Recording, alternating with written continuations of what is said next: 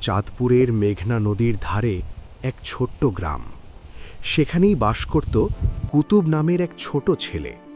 তার বাবা ছিলেন মাঝি। নদী ছিল তার বাবার ঘর, সংসার, জীবন। কিন্তু কুতুবের ছিল জলের ভয়।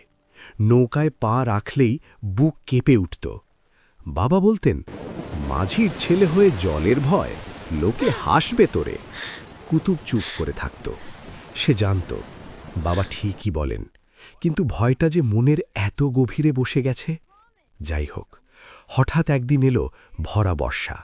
অঝোর ধারায় বৃষ্টি। নদী ফুলে ফেঁপে উঠল। পানিতে কানায় কানায় ভেসে যাচ্ছে পাড়। হঠাৎ খবর এলো, ওপারে আটকা পড়েছে এক পরিবার। শিশু, বুড়ো, সবাই। কুতুবের বাবা নৌকা নিয়ে রওনা দিলেন। কুতুব পেছন থেকে ডাকল, বাবা যেও না, আজ নদী খুব রাগী।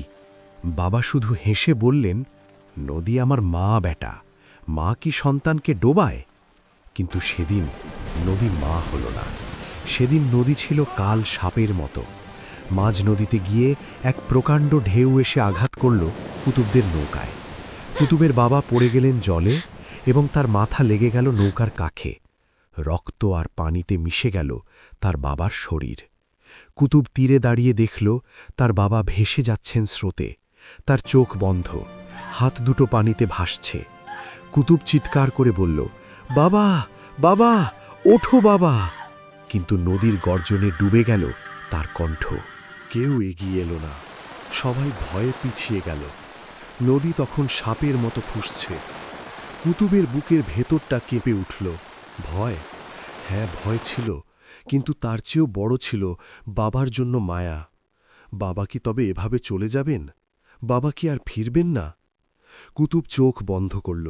বাবার শেষ কথাটা মনে পড়ল, নদী আমার মা। কুতুব লাফ দিয়ে পড়ল নদীতে। চারপাশে শুধু অন্ধকার, পানি ঢুকছে মুখে, নাকে।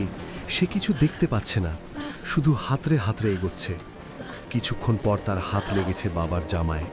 বাবা তখন অজ্ঞান। কুতুব বাবার বুকে কান পাতল। বুকের ভেতরে কি নড়ছে? না, থেমে গেছে। সব থেমে গেছে। কুতুব আর কিছু ভাবতে পারল না। সে শুধু বাবার জামা চেপে ধরে রাখল। গ্রামের লোকজন দড়ি টেনে তীরে তুলল দুজনকে। কুতুব কাঁপছে, গায়ে এক টুকরো কাপড়। বাবাকে দেখল। বাবার চোখ বন্ধ, মুখ ফ্যাকাশে। কুতুব বাবার গালে হাত রাখল। বরফের মতো ঠান্ডা। বাবা। কুতুবের গলা থেকে বেরোলো শুধু ফাঁপা ডাক। কেউ একজন বলল, বাবা চলে গেছে রে কুতুব, তুই বাঁচাতে পারলি না। কুতুব বুক ফেটে কেঁদে উঠল, আমি পেরেছিলাম, আমি তো ধরেছিলাম ওকে। বাবা ওঠো, আমি আর ভয় পাব না, আমি সাঁতার শিখব, তুমি ওঠো। কিন্তু বাবা আর চোখ খুললেন না। নদী তাকে ফেরত দিল, কিন্তু তার প্রাণ রাখল না। পরের দিন সকালে নদী শান্ত হয়ে গেল। পাখিরা ডাকছে, কিন্তু কুতুবের বাবা নেই। কুতুব নদীর দিকে তাকিয়ে বলল, বাবা বলতেন নদী আমার মা, কিন্তু মা কি সন্তানের বাবাকে কেড়ে নেয়? তার চোখ দিয়ে নীরবে পানি গড়াল। নদী ঢেউ তুলে যেন বলতে চাইল, মাফ করে দে বেটা, আমিও অসহায়।